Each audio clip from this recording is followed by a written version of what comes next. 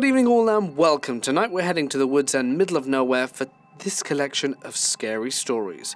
So buckle up because it's time to get comfortable and let the darkness take control.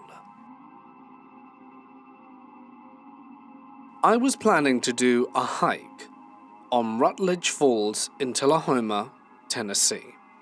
I arrived to the site where I parked my car, where my girlfriend at the time remarked how unusual it was to see another car there, much less one from out of state, with the Illinois tag.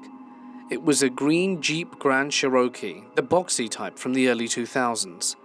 Up ahead of us, and travelling towards us, was a man of about 5'9" in his 50s, white, with grey hair, wearing a light jacket with a collar. He saw us, immediately flipped his collar up and hid his face under the brim of his hat. I remember thinking how odd his behaviour was. The hike was maybe a tenth of a mile. The site of the waterfall you could see from the road if it wasn't for the line of trees and brush in front of it. As we approached and the man left, there was a rustling at the base of the line of the brush. I squinted and thought I made out some kind of animal. When I got closer, I saw it was a woman's head and shoulders grasping at a few small bush stumps to keep from falling off the cliff. "It's a girl!" I exclaimed, and she immediately lost her grip. I looked over the edge and saw the last second of what I imagined was a very painful fall. Her legs were over her head as she tumbled down the slanted cliff, about 40 feet down. Me and my buddy climbed down the cliff, carried her back up and waited for the cops. She came to as we finished giving our account of the events and told us the last thing she remembered was that she was in a bar in Chicago talking to a nice old man she'd just met. And then she came to at the cliff, where he had his hands around her throat. She said that he shoved her off the cliff when we pulled up. Fully expecting to be in court one day describing this to someone, but 13 years later, nothing. I was with a group of friends coming down from our hike to the summit of Half Dome in Yosemite, California. We got down into the first section of thick woods and came across another group performing CPR on a man lying in the middle of the trail. He was non-responsive to stimuli and showed no signs of life. The other group had just happened upon this guy shortly before we got there. He wasn't a part of their group and was hiking alone. I have some EMT training, and the guy who was already performing CPR on him was an actual paramedic. So he and I worked on trying to revive this guy for close to an hour. 911 had already been called, and when they got there, they were on their way with a helicopter, as it was too wooded and dense for a truck. We gave him a tracheotomy with a safety pin I had. The whole thing was gnarly. I had to do compressions on his chest for a long time, and I could feel his ribs cracking under my palms. I was pretty sure we had broken them, but our training states that we should keep doing compressions even if the ribs are broken. The poor man never came back. He was airlifted out of the trees by a helicopter. We found his ID on him, so we knew his name. So when I got home, I looked up his name and found out that he was actually deceased. There was a message board where his family and friends were sharing stories about him, so I joined in and told them what happened on the trail. It was clear that they had little to no understanding of what happened to him, so I was glad I was able to bring some clarity and hopefully some answers to the grieving family. Still wild that I was touching and working with a dead body for over an hour. I'm not an EMT or doing anything in the medical field, but I was happy my training got some marginal use, even if we couldn't save him. I work for a wildlife magazine. My job is to take photos of animals in their natural habitat. A normal working day for me would be setting up my tent on a mountain trail and waiting for animals to come along. I also use an infrared sensor hooked up to an automatic shutter. I never use popular mountain trails as animals would be too scared to come out if lots of people are around. I've never been frightened on the job, although I am always working alone in the dark, and had never had any troubles, until now. I arrived at around 1 o'clock to the area I had previously researched online. It was by the bank of a swamp. The usual routine is set up the one-man tent, then take a nap until around 5 p.m. Because I'm always camping deep in the mountains, there's never anyone around. It feels safer than the city in many ways. That afternoon, I hung my radio from a tree branch and got into my tent ready to go for a nap. When I woke up later, it was already dark. I hung my lantern from the tree branch and started getting my camera equipment ready. I put my headlamp on and prepared to shoot some photos. I remember being usually tense and full of anticipation. I headed out of the tent, and that's when I noticed something strange.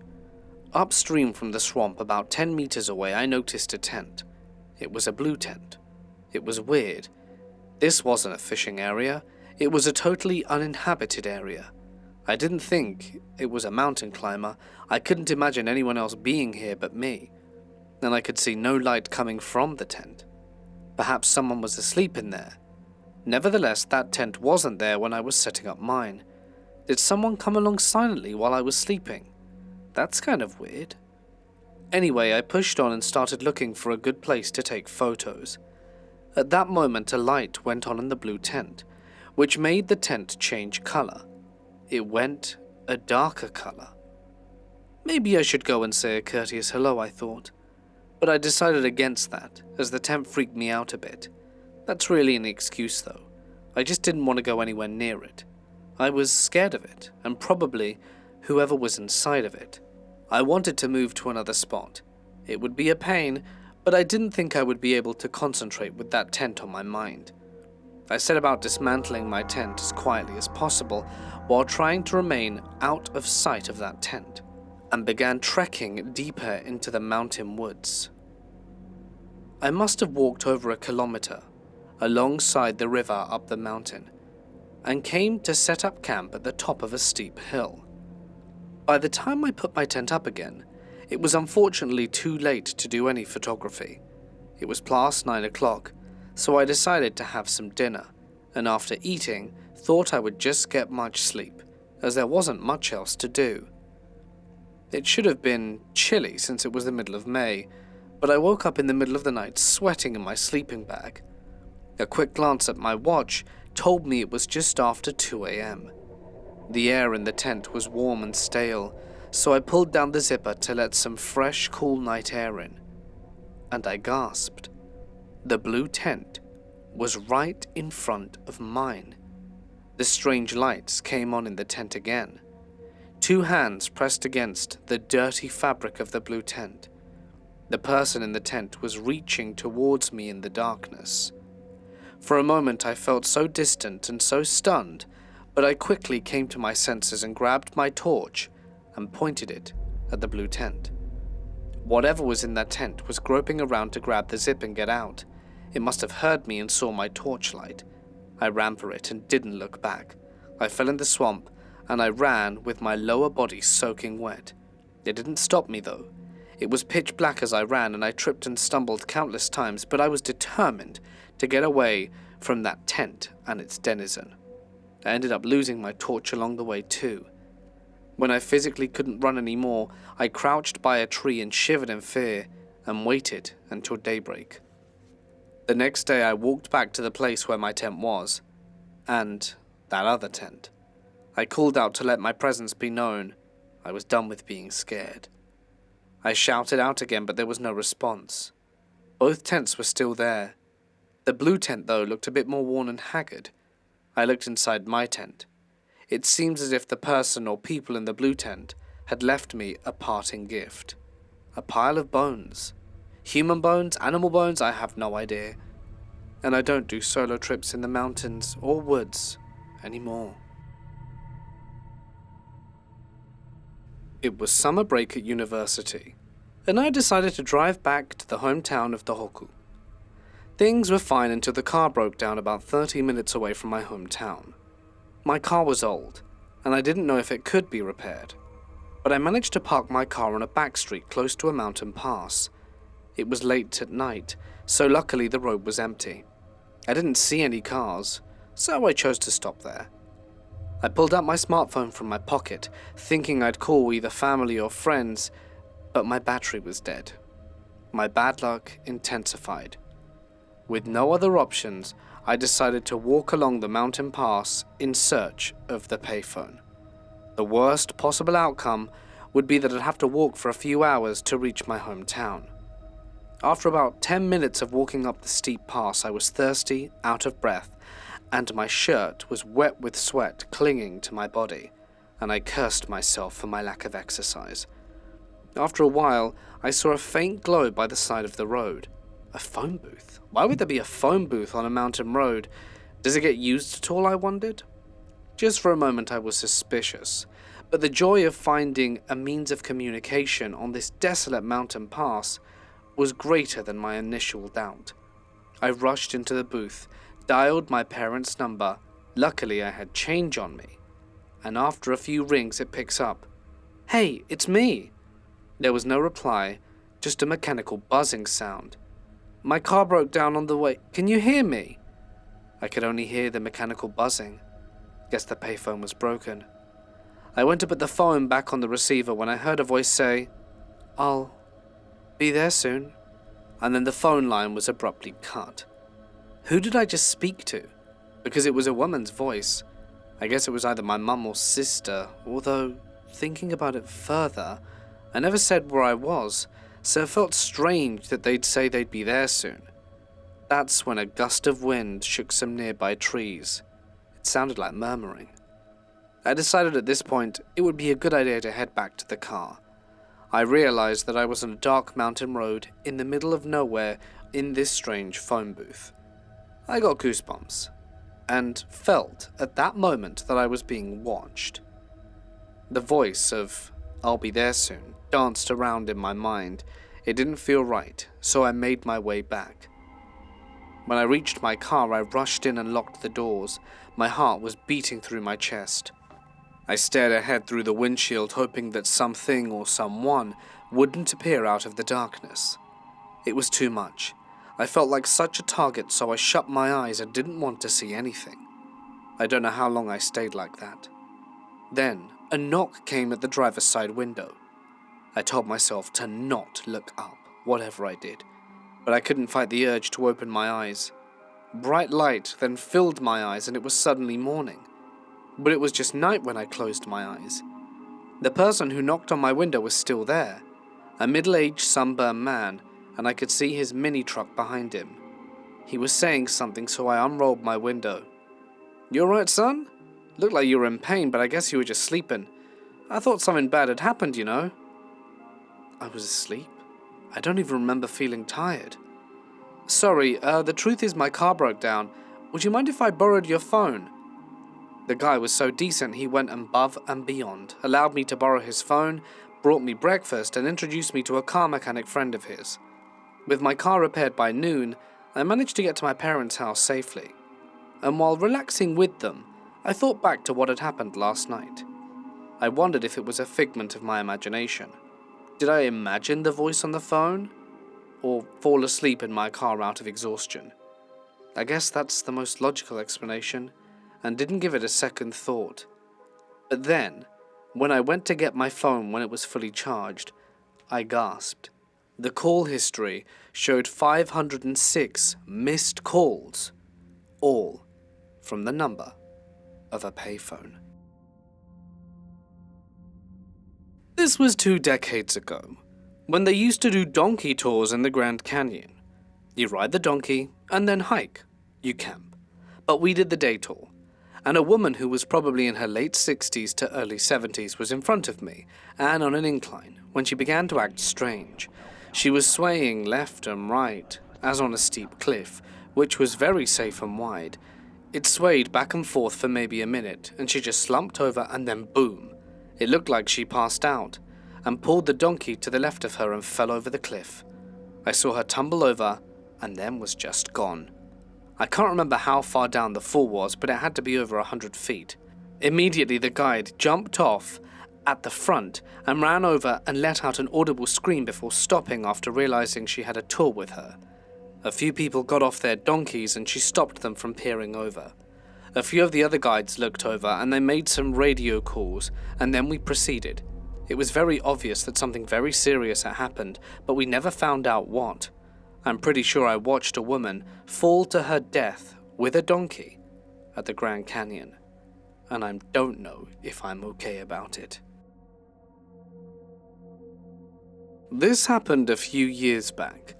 I was down in Whistler, British Columbia, Canada, near the train wreck for a hike with a few friends.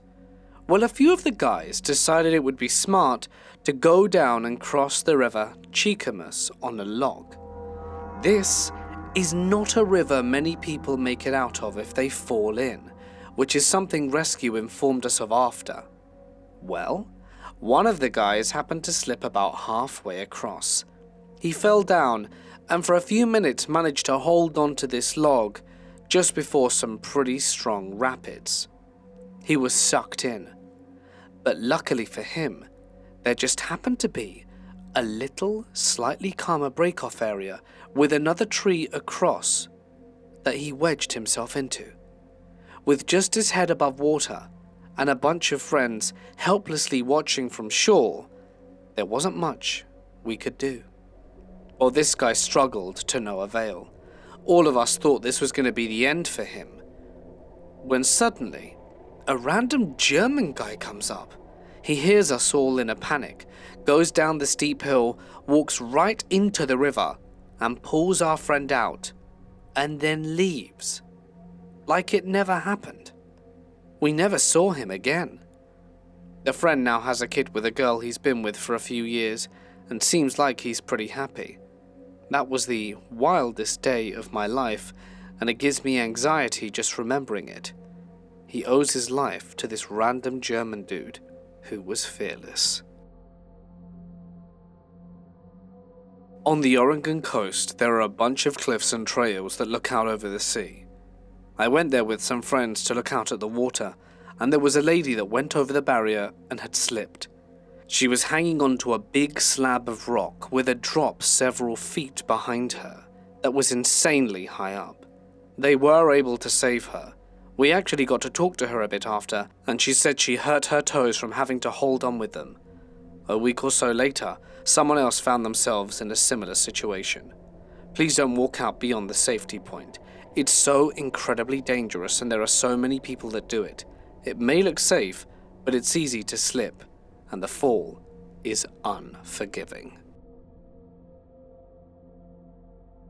This happened as we were leaving Umpqua Hot Springs in Oregon, when these girls ran past me and my girlfriend really fast towards the parking lot.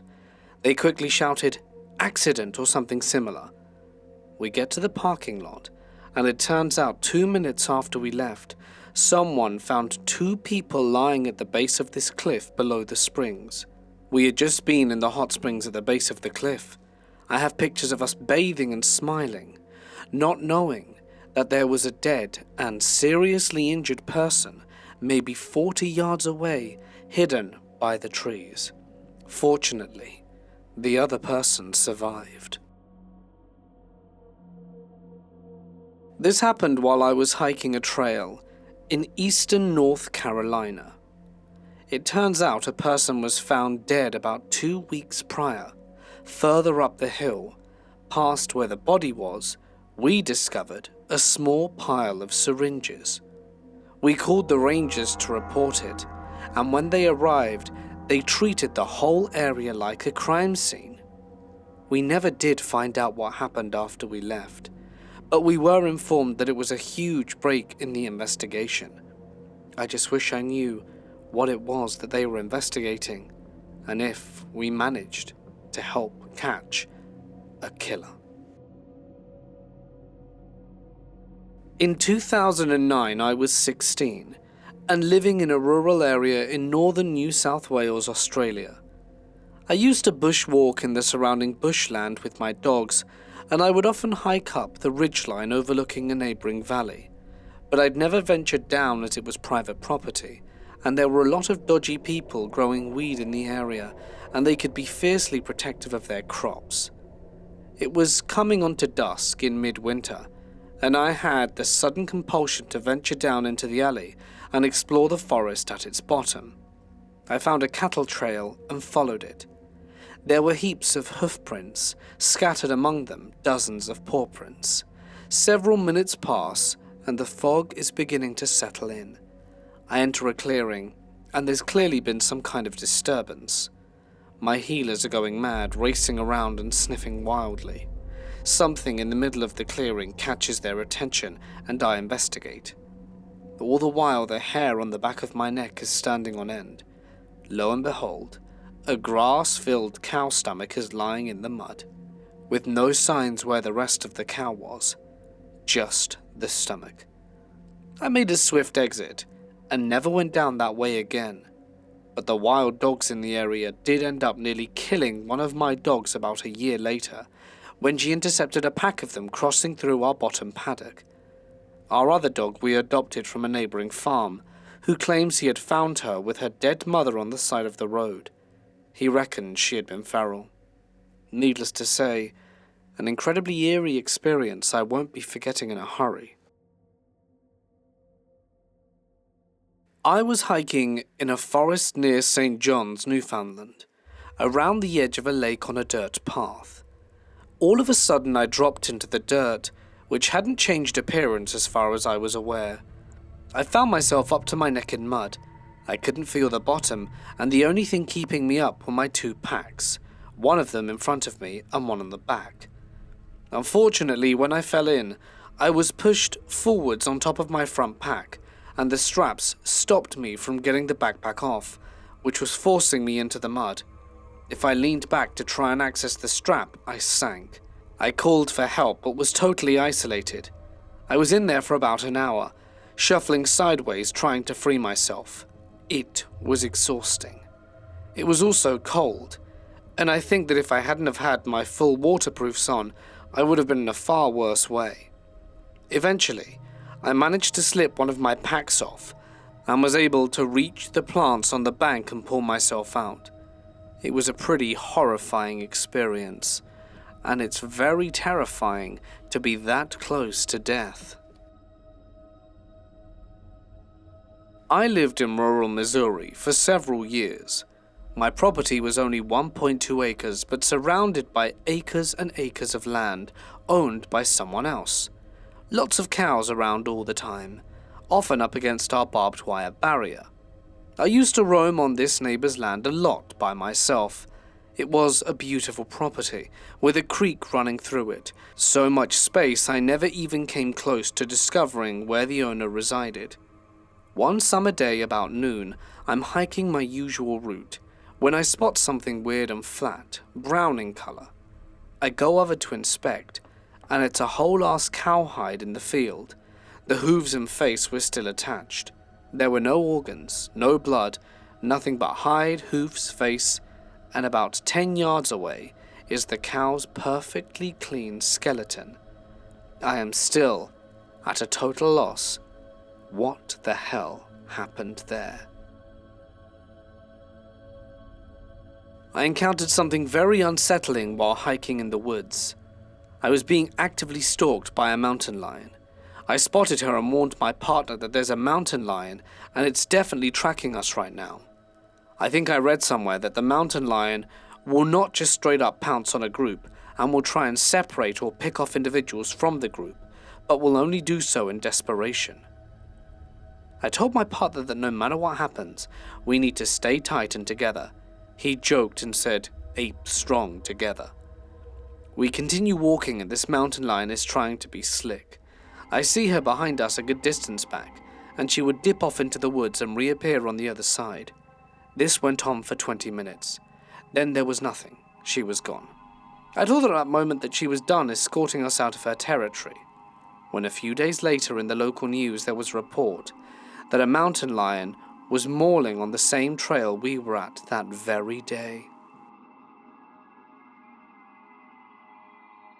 I was 16 years old. There were 5 of us that decided on Halloween night that we were bored and going to go walk in the woods. The road we decided to go down has no houses on it and is really just a dirt path with woods on either side. We were just screwing around, laughing and joking while walking. One guy had to take a leak, so he stopped by the side of the road while we all kept walking ahead. That's when I saw it. At first, I didn't think anything of it. It was like someone was shining a flashlight in my eyes, and eventually it caught my attention. I stopped walking and stared at it while the other 3 people kept walking and didn't seem to notice. It was what looked like a spotlight in the sky above us. We were in the middle of the woods, almost a mile into this trail with nothing around there, and there wasn't even a logical reason a spotlight would be even near us, let alone hovering in the sky above us. Without any sound whatsoever, I stood there watching, almost mesmerized as the light seemed to grow bigger and bigger. Just then, the guy that had stopped to take a piss started to walk up and was going to walk by me. I grabbed him by the shoulder and told him to look. He saw it too. He stood there just watching it with me also, but suddenly the light shrank back to its original size. Then seemed to dart across the sky at an incredible speed, and then it was just gone. We looked at each other and ran to catch up with the group. They said they didn't even notice the light and thought I was just going to pee, and so they kept walking. I never really talked about it. Our friends were dicks and looked at us like we were crazy. But just the fact that there was a light that seemed to grow in the sky in the middle of the woods still makes me shiver. If it was some kind of aircraft, you'd think there'd have been a noise, but it was dead silent. The way it shrunk and zipped across the sky at such a speed, it seems impossible. I ran into the guy years later, got stoned with him, and we spoke about it. He said it was something he never talks about either, but recalls it exactly the same as I did. I grew up in the woods of northern Maine, and have never been scared of anything in the woods. But whatever that light was, in the sky, still scares the ever-loving crap out of me. Me and my friends were about 13. We went to skate or bike behind the train tracks in our local area. There was a forest with a road coming through. It seemed remote, but was actually favored by runners and cyclists alike. So during the nice summer days, you would see at least 10 people there while passing through. This day, however, was a gloomy winter day, so there weren't nearly as many people. After going a bit deeper into the forest, we decided to settle near to the road on a meadow. You could see us from the road, but it was also far enough to give privacy. We sat there for some time until one of my friends started to complain he needed to pee. No one really wanted to leave and get to the toilet, so he decided to just find a spot nearby and pee there, taking his skateboard and leaving. After him, 2 other friends wanted to go skate more, so they agreed to come back later. At this point, there were only 3 people at the meadow, including me. That was when we first saw the man. He was just walking on the road and then stopped in the middle of it to just stare at us for a long time. Long enough for one friend to notice, alerting me and the other. We all stared back, and when he realized we spotted him, he kept on walking. Then my friend, who went to pee, came back, saying he didn't find a spot as he came across some kind of man who just made him really uncomfortable. We agreed to wait for the other 2 who left, and when they returned, they also mentioned coming across a man who gave them the creeps. Everyone was ready to leave at this point, except one person. This guy was kind of an idiot, and from what I heard, he still is. I never liked him, but the others did, so I had to go along with it. But basically, his deal was that he wanted to start a fire. We all agreed that it was very dumb, given that we were in the middle of the forest, but he insisted. We said we'll have no part in it, and that the other friends needed to pee anyway. So the guy just stayed behind, and the rest left. When we were about to cross the tunnel under the train tracks, we came across the man again. Getting a closer look, he must have been in his 40s, in a tracksuit with messy hair. He just passed us now, ignoring us, but we all stopped, waiting for him to get farther from us. At this point, the guy that was left behind calls, and said the fire's getting a bit too big and he doesn't know what to do. We agreed to split up into smaller groups, 3 people going back to the forest to help him with the fire, and my friend with the friend to go to the restaurant to wait for the rest there. When we were almost there, the man appeared again. He was on a road parallel to the one we were walking on. You could see it. They were just a few meters away and both led to the restaurant, and he kept walking in the same direction as we were. That's when we got so scared, almost started running back because we were certain he wanted to catch up with us. I'm a woman and my friend was basically a twig back then, so we had no chance to do anything if he tried to do something. Luckily, we did get to the restaurant in time.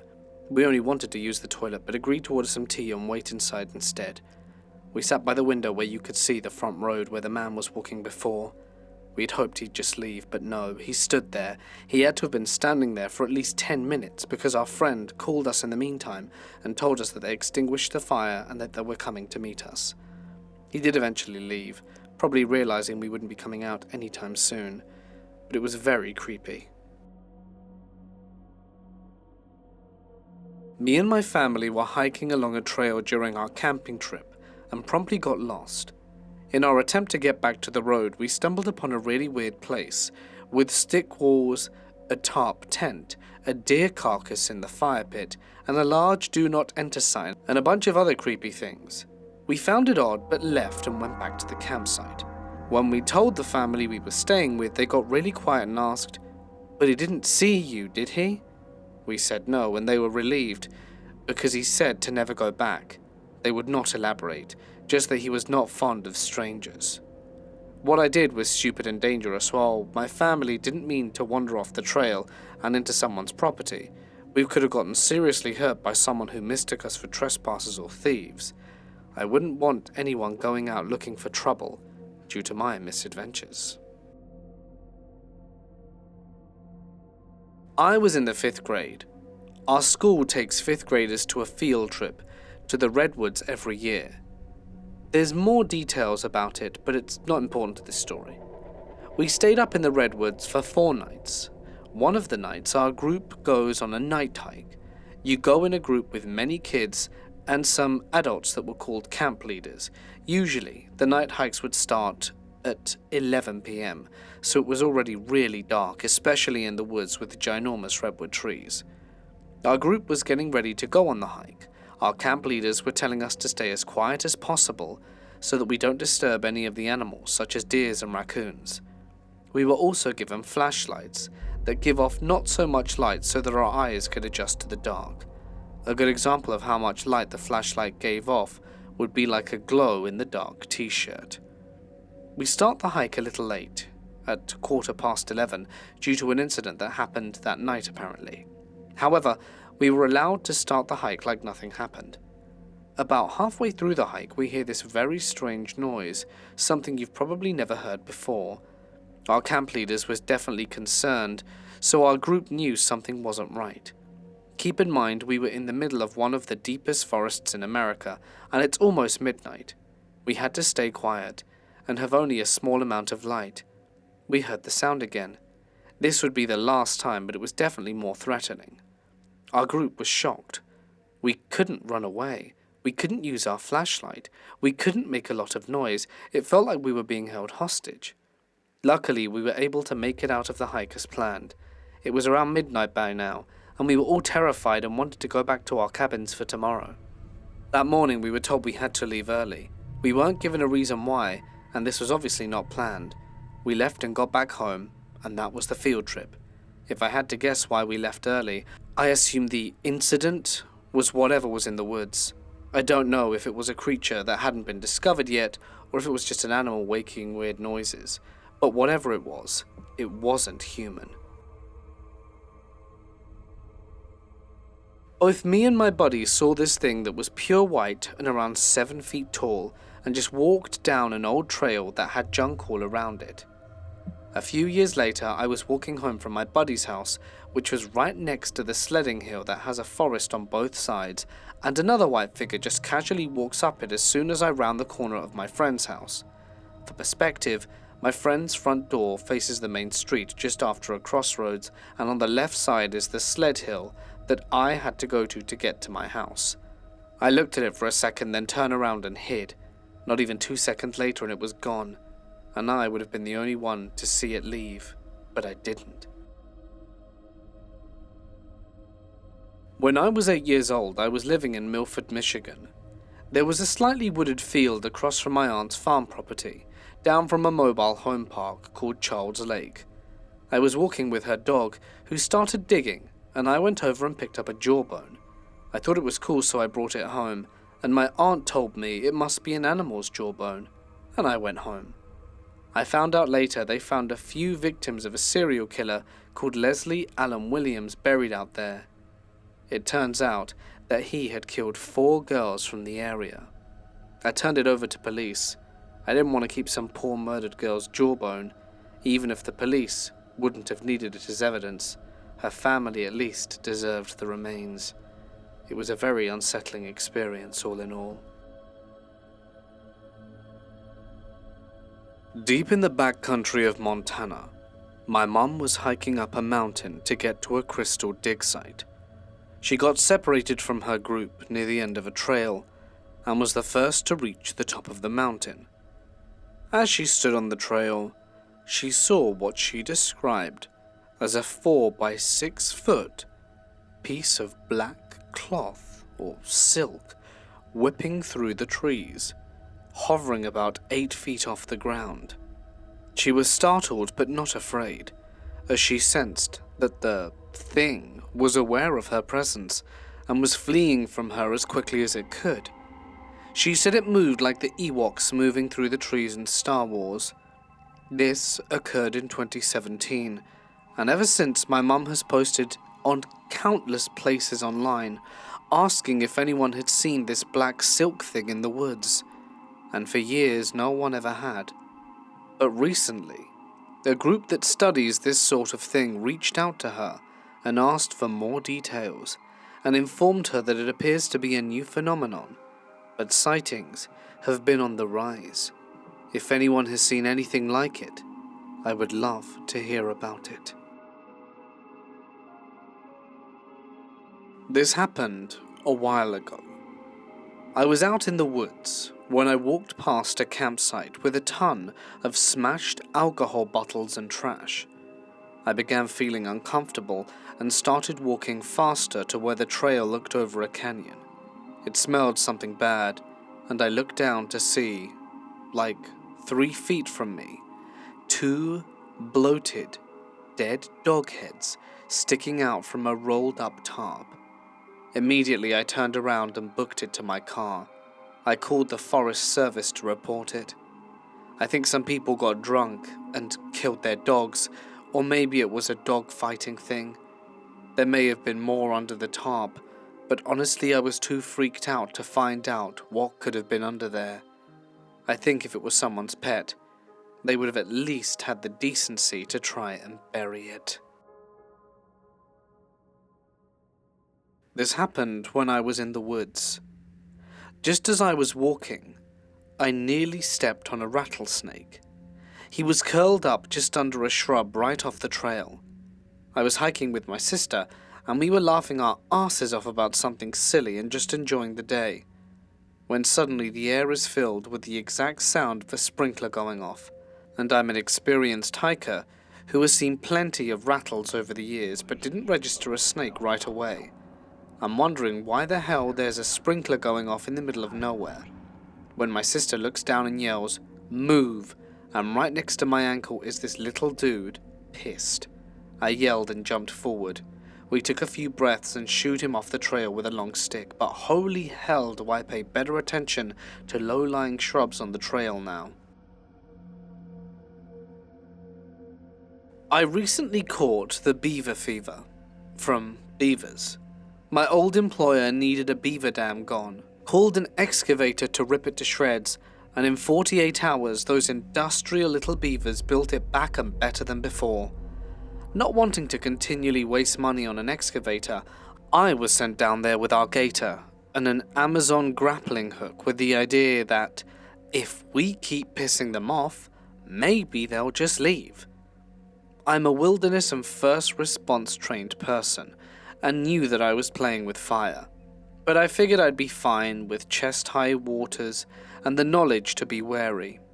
The second day of ripping it up, the grappling hook slipped and flung mud and water in my direction, and I caught a pea-sized chunk of mud on the corner of my mouth.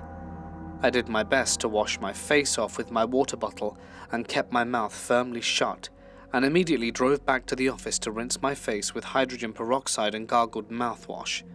2 days later, and boom, my new residence was the porcelain throne. I went to GI and took tests, and when I got a call from the office a few days later, I was informed that I had Giardia. The nice lady tried to explain how most people in urbanish areas who contact it via being unhygienic.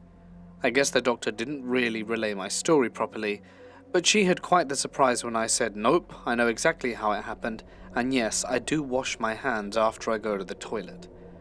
I didn't wish that on my worst enemy, or maybe I would.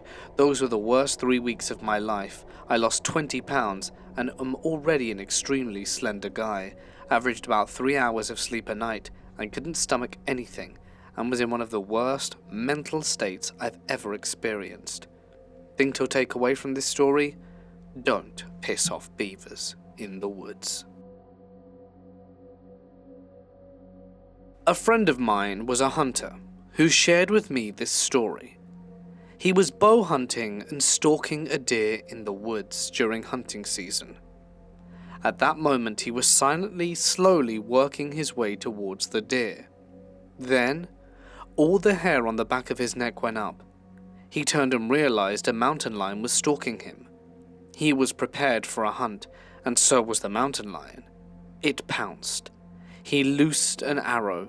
Normally, killing the mountain lion in this area is a big no-no, but his arrow hit it in the mouth and did not chip a tooth, i.e., the lion was attacking with its mouth open. Being a guide, he notified the Department of Fish and Game, and they investigated, but not for long. Pretty clear self-defense. But damn, my friend was moments away from maybe being killed. I grew up in rural Arkansas. I lived right on the edge of town at one point, and a buddy's house was a few miles away. The quickest way to get there was walking along the train tracks. So I'm walking to his house one night and it's dark, like dark. Wasn't a moon out or anything on either side for a good while but dense wood. It's not unusual to hear things running around, and for the most part they're harmless, but when it's pitch dark and in the middle of the night, you don't think harmless. I'm crunching along on the gravel when I hear something crashing through the woods off to my left. I stop walking to listen, and it stops for a moment. I start walking along again, and something starts rushing through the brush, and I hear it crunch through the gravel right in front of me, and stop to what sounds like a few feet away. I froze, and I'm just trying to see anything, when I hear a loud snort, and it crunches off into the woods again.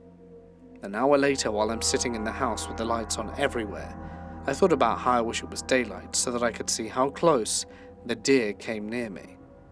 At the time, all I could think of was, this is it. This is how I die. Some horrible monster is about to drag me into the woods and eat me. Almost every day, my friend and I used to walk in the woods by his place. When walking, we'd hear the sound of footsteps alongside us, behind us, ahead of us, and all around us. It sounded like people walking in the woods. If we stopped walking, the sound of steps would stop. If one of us walked and the other one stood still, there were no sounds of footsteps. We both had to walk. This went on for years.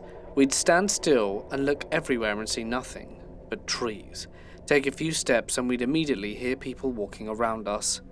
One day we were walking down the road instead of the woods, and we heard the same noise of footsteps from the woods.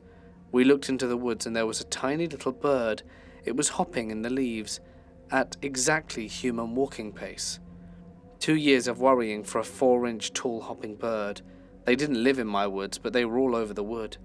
It was nice to solve a problem with a relatively happy ending.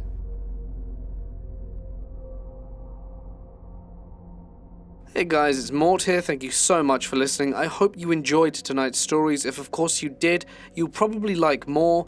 Links to even more stories on screen now. Huge thanks as always to my members and patrons, and if you'd like extra content, you can find a link to it in the description. And it really means the world to me. Thank you for making it to the end. But for now, stay awesome, and I'll see you in the next one.